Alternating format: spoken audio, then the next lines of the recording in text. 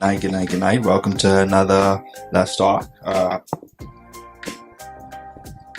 I'm not sure where we're going to go today. I'm going to try something a little different. We don't have a set topic per se, so we're just gonna float and let's see where the conversation takes us tonight. I got Pat and I got Z with us again. Welcome back.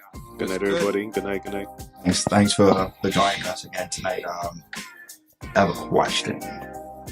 It won't be too provoking tonight. It won't poke the bear. I'll be nice. I'm always nice, so I think I'm always nice. Okay, so my question is,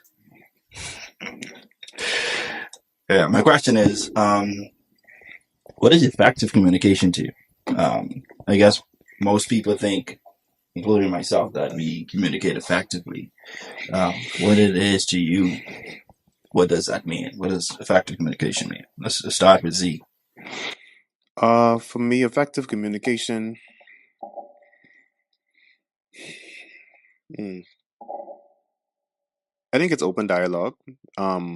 Depends on the person who it is that you're having a conversation with, or communicating with. Rather, they know you outside of just verbal communication. It's going to be a couple different aspects. Yet, whatever your love language is, whatever your usual way of expressing yourself, they can communicate with you. And sometimes, like I said, it isn't always going to be verbal. It could be with a look. It could be with action. But effective enough that you know the lines that don't need to be crossed versus what may you may be able to get over. All right, would you say, Pat? What is effective communication to you? Effective communication is listening. And listening. Hold on now. Effective communication is listening to understand and not to reply. Because what tends to happen in a lot of situations is people, everybody have their own opinion, right? Which is fine, right? And you tend to get in a conversation, and it could be relational or it could just be just regular conversation. Right. And it's like, because everybody wants to get their point across and be heard, it's like they're not hearing or even trying to understand what the other person is saying. Is okay, you know what, get your point across. I got something to say. So for me, effective communication is definitely more listening than responding. That's really. I mean, I love that. I mean, last night at least last week when we wrapped up, the question was asked: the difference between listening and hearing. Right. I mean, that's a big thing. Like, some people can listen to you and just honestly not hear you, and some people can hear you and not be listening. So is it still effective if the other person is not hearing you? I guess it's going to depend on what your definition of effective is. Effective has to be received for it to be effective, or it's just you putting out. Effective is really going to be what your standard is, and that's going to go both ways. For some people, effective is actually for example, if you request something of somebody and they actually action that request, to them that may be something that's effective. Effective may be giving somebody some advice and they actually follow the advice, or at least put some of it into practice. To them that may be effective. And so for other persons, it may just be where you express yourself and the person acknowledges hearing what you said, but they don't do anything with it. But you feel validated, or you feel it's been enough because you've effectively, in your mind, said what you needed to say. It's really going to come down to what your terminology of effective is, I think. So it can be one-sided. So if I am saying it in a way to which the person could receive it, or I think they would receive and understand what it is that I meant, that makes it effective, even if they don't get it. Personally, I think it's effective if it's agreed. Like, because you're not going to communicate to yourself or by yourself. You're communicating with somebody else. So between you and that person, you determine what is effective for each one of you, or what you determine effective to be. I think effective means there has to be a solution at the end, that both people, it's only effective if the two people walk away with an understanding and they're on the same page. That's how I look at something. I look at communication being effective. Okay. So let's just use this scenario. If I don't like the way my partner folds clothes or folds the laundry, and I say, hey, I have a better way to fold it. They try this method to fold it, and they just continue folding the clothes the way they see fit. Does that mean my method of communication is not effective? No. No. My thought process in this is, okay, if she continues folding as she's folding, then it's not that serious of an issue for us. Like, hey, listen, these clothes getting folded, they put in the drawer. You can take them out and put them on anyway. So what the big deal is? We could also go back to what was discussed last week when you talked about the delivery. Right. Maybe it's the way that you said it to the person, knowing the way that they would react, the timing. What other scenarios are going on? Was it a rough day? Was it are there other things going on? Are there kids running around? Is there Right. more clothes to be washed? Is what's happening at that particular time? And then just folding clothes. Are there other conversations taking place? And then on top of that, some things you could do together. So as they're doing it, you could maybe fold as well and say, well, hey, let's try it this way. Right. You all ever try folding clothes with someone, and then you all have like two completely different styles of folding clothes, and then Yep. they get really annoyed that No, you're not folding the clothes the way that they fold clothes. it wasn't that serious. Listen, No. for me, I like my boxes fold a certain way. Because even and check it out. If y'all need laundry services, Swiftly laundry services. Okay, That's a free plug. Come on, plug. Yeah, that's the last free plug. But that's where I get my laundry done, right? And I didn't even have to tell them how to fold my boxes, but they just fold them right. So it's like when I was married. That's also where they just not a folding jockey, you know what? Let me just call these random guys, and they just know the right way to fold my jockey. All right, Swiftly, we got you. I'm sorry. It just sounded. So anyway, right? No, but like when I was married, I remember when she used to fold my clothes, it's like, no, you gotta fold those boxes a certain way. You 1, 2, 3, 4, and you make it look right. And on a few occasions, she didn't do that, but I didn't. I left it alone. I was like, you know what, whatever. They go in the drawer. Ain't nobody can see them. And then after some time, then I noticed she started folding it the way that I used to fold it. So, but if it's something like that, that's just simple. So, I mean, that's just folding clothes. I mean, that was just an example. Let's use something more extreme now. Let's not use folding clothes. Since I mean, that's a light thing. Let's think of something on the. I know you all like to say I like to go to the extremes, right? So let's go on the extreme side. So let's say she has a friend of the opposite sex, and their friendship makes you feel uneasy, right? We use these terms work husband and work wife, and we use all these terminologies for these relationships. I guess it is a relationship. But let's say that relationship, that husband, the work husband wife relationship makes you uneasy, and you say, hey babe, listen, I get that that's your friend, and I get that there's nothing going on, but this late night text and giggling and kiki in, that's a bit much. And then if she's like, oh, it's just my friend, and you just like dust it off, like, how do you effectively communicate? How do you navigate something like that? I mean, because I get the folding jockey thing, cool, right? You just can take it out and ruffle it up and throw it on and mash up anyway. So something on the extreme end of the spectrum. I guess for me in a situation like that, definitely a conversation would have to be had, because whether it's on a male having a female best friend, or a female having a male best friend, Right. If if they are feeling uncomfortable about something, Mm-hmm. definitely they should be able to talk about it without getting angry, right? Right. Because at the end of the day, with in a relationship, that's more of a that's an intimate relationship, you know? And so it's like if your best friend is getting that type of intimacy where it's like hugging and a bunch of like just physical stuff. Right.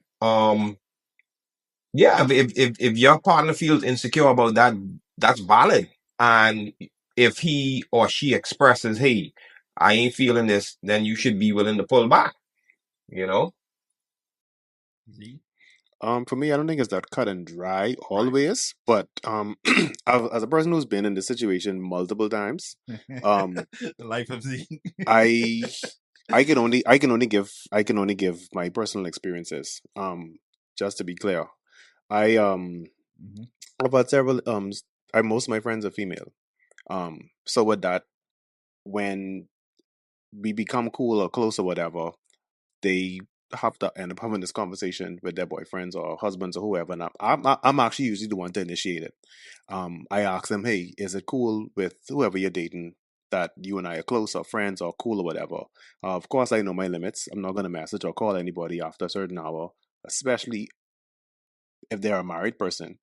Um, and you have to respect the boundaries. In some instances, we've all hung out together just Mhm. to make sure that they understand I'm non-threatening. Right. If I call a person my friend, that's my friend. We're not doing anything out of the way, and I am always going to be the first person to jump up and say, "Hey, I think this is cool," or "I don't think this is cool" because of whatever. I'm not married, but I would want to I do respect that that that level of relationship. Like that's major.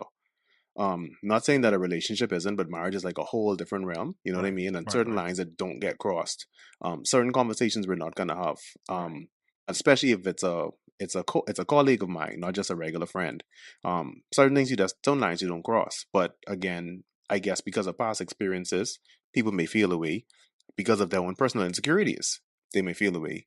And unfortunately, in some other instances, is guilt. Because some of those people know what they're doing.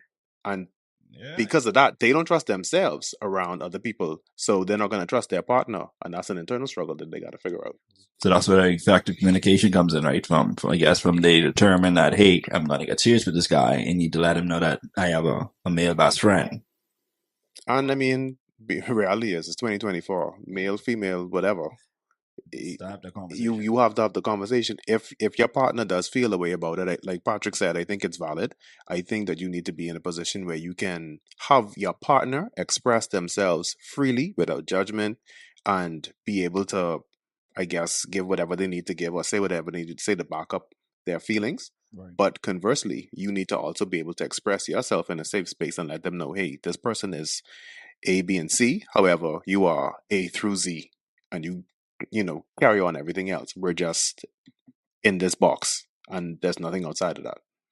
Yeah, that's crazy. Pat, you ever been in a situation where you had a female friend, and like she had to disclose to her boyfriend that she had this very close male friend, and you ever had to live through that situation? Yeah, I have. And I definitely expressed my insecurity in that regard. Um, and we had in-depth conversation about it, and yeah, we came to a happy medium. Um, it's like it's certain things that I expected not to happen. I mean, at the end of the day, what goes on when I'm not there, I wouldn't know, you know. Um, Mm-hmm. but at the end of the day, I still I met the guy and the best friend, and we cool and everything like that. So yeah, I mean, you just gotta sometimes you just gotta put your insecurities aside and see see where it goes, because obviously that there'll come points where if something is indeed not as it's supposed to be, it's gonna definitely come out and it's gonna be exposed eventually, Yeah, I got you. So let me so if I could jump in, let me ask, what if it was you on the receiving end, either one of you two? If what? If you were the person, The you were other you female. were the friend, Right. and your friend's partner has an issue with your friendship. Then I would have to. No, I respect that. I respect that, and I Mhm. mean, even if I would let my friend know. Listen, if he want to talk to me, so we could show, or we could clear the air to say, listen, this ain't nothing more than a friendship. This is Mhm. a friendship. Mhm. That doesn't seem like much that you have to validate your friendship to someone. They're just No, coming into the but picture, no, like but you see, need to talk to him. But isn't that but see, hypocritical then? at the end of the day, Point taken. it's not about you. Right. You see what I'm It's saying? about At the the end of the day, I have a partner who is insecure about something. Right. So at the end of the day, we should be able and willing to do what it takes to make our partner comfortable, even though it does not make or seem to make sense to us at this particular. Hey, listen, it's my friend. I tell you this, my friend. You need to take this as what I say. But then sometimes we have to put ourselves in the shoes of our partners, because they may have experienced something in their past that led to them not trusting a situation as such. Mhm. And so then it's up to us now to try to diffuse the situation and say, hey, listen, this is nothing more than this. You want to hang out with us in this friends group or whatever like that. And then it goes from there. And then as you build trust with your partner and your friends, then it kind of levels out and becomes a normal situation now for your partner. Okay, I ever watched it. What if the person says that they're okay until they actually meet you, and then that makes them uncomfortable? I mean, because in most cases, people would say, I okay, it's okay if you have a male best friend, and be like, okay, welcome, meet my male best friend, and then they meet you, and then it's like, okay, anyone but him. You can have a male best friend, but it just can't be him. Again, been in the situation. A friend of mine, we were friends 6 years, like really, really close, like family dinners, trips, all that kind of good stuff. Right. She got engaged. And shortly after, like maybe a couple months after, we went to dinner, and she was like, I don't know how to say this, but my fiance does not want us to be friends, and I don't want to make a choice, but if I have to choose my fiance, and that's what she did, and we haven't spoken since. But that was his insecurity. It's definitely an unfortunate situation when you have to sever friendships because of a partner's insecurity, you know. And I guess such is life. I've been on the road. My thing is, do you think, in that regard, the communication to the friendship was the problem, or no matter how effective that communication was, it just was going to be what it was? Right. I feel like in that regard, it was going to be what it was going to be. I didn't have an opportunity to meet the young man. I, full disclosure, really didn't care to. Again, I can't force myself on a person. Right. I can't make you like me. I can't make you want to hang out with me. And if you, for whatever reason, feel like my friendship with your partner is a threat to you, I can't challenge your insecurities. That's on you. Yep. So that's a demon. You have to fight on your own. I'm good. Definitely stuff that they have to work on. Yeah. So there are some things that, no matter how good the communication is, no matter how effective it is and how it's received, there's just some things, no matter the delivery or the approach, the situation, that it's just gonna just not work. It won't matter. In those instances, effective communication has no relevance. Yeah, you got some. You just have some people that are just stuck to what it is they feel, and they're not going to change their stance. And I think that's where the breakdown of communication takes place. That's why I said it has to be between two persons. If you can't enter a dialogue with someone who is just walls up, stoic, I'm not listening to anything you have to say. I'll hear it, but I'm not going to listen to it. So you can speak as much as you want, but it doesn't mean anything. It's not permeating. It's not going anywhere. Then it's impossible for that to be effective. So There has to be a compromise. I was just gonna say, so effective communication only works when the person is compromising, Yeah, or it the has to be situation compromised. has room for compromise. Because some Base situations don't have the room. agreed. That's very true. But again, it's still going to be what your definition of effective is. Mm. Okay, wow. Yeah, we really on it tonight. So it's flowing, without a topic. We're 20 minutes in. We got 10 more minutes to wrap up this podcast. Just wanted to take a moment here. You would have heard the disclaimer at the beginning. I just want to insert it again that we're not professionals. We're not trained. At least I'm not trained. I trained in some stuff, but definitely not these type of things. I can fix a computer. I can build a website. I can help you with a little bit of app.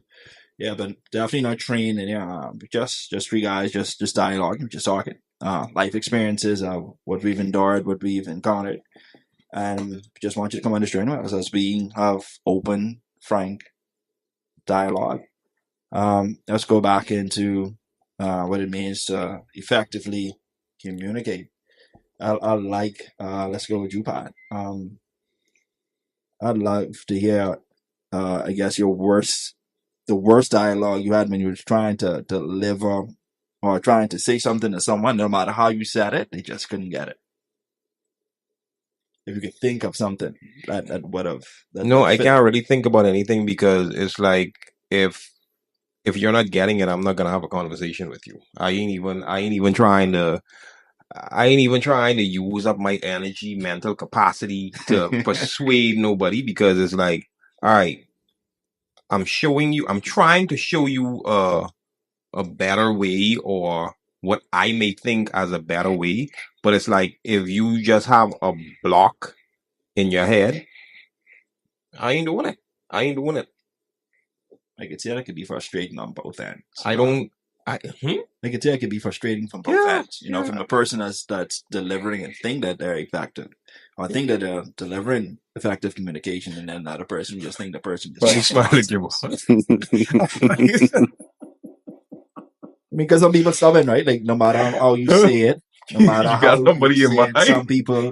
some people just some people just stubborn. I got the feedback. I'm just taking it in. Some people stubborn. Agreed. I'm stubborn out, Leo. Agreed. I didn't pick to be Leo. I didn't pick to be, born in the best month ever. What you mean? Leo. No, I understand. No. Born in the best month ever. It wasn't by choice. It's all the stars aligned and everything was twinkling and the wind was blowing and they're saying, gotta kiss the girl. Everything the stars just aligned and it just worked out. But yeah, some people just stubborn no matter what you say and how you say it. You can say it in French, in Spanish, in Jamaican patois. They just wouldn't get it. And I know for me, I've had people break things down for me in a simple form, and I understood it when it was complex. They just didn't care to hear what they had to say. So it didn't even matter. It didn't matter what they were saying. It didn't matter how true it was. Didn't matter how important it was. I just did not care to hear it. And sometimes I just didn't care to hear it from that particular person. Interesting. So there's a lot of, there's a lot of variables, I guess, when it comes to effective communication. 10 people can tell you the same thing, but when the one person that has that, and it just hits a little different, and then you go back and your friend be like, "You can tell me not for the last 4 years." But yeah, okay. Let's wrap up. Any final words? Let's start with Z. Again, like I said, I think effective communication is really going to come down to what you define it as. For me, I like open dialogue. and I didn't get to respond to that last question, Oh, go ahead, but I man. don't like Let's go. I Get don't it. like to have my time wasted. So my frustration comes in if somebody actually seeks me out and asks my opinion or asks my advice or asks me any question, and they're making it blatant that Yeah, listen. they're not even trying to take it in, or they just kind of placate me, and I'm like, there's so much other things I could be doing. You know what I mean? And it's not that I don't want to do it. It's not that like I don't want to give the opinion or give the advice or whatever. But if you just All right. don't want to hear it, then don't ask for it. You know what I mean? Yeah, that's fair. Pat, what you got? What you got for us in closing? Well, I can go back to where I started. At the end of the day, effective communication is listening to understand and not to respond. That's it for me. And I ain't gonna never get like them. You know, I ain't got the magic. I don't get the magic closing lines, but I just wanted to thank you guys for joining us again this Sunday. Next week we do something a little bit more structured. I'm going to be a little more withdrawn in that conversation. You're talking about something that I really can't, ain't really my thing. But thank you guys, and we'll see you guys next week. Yeah.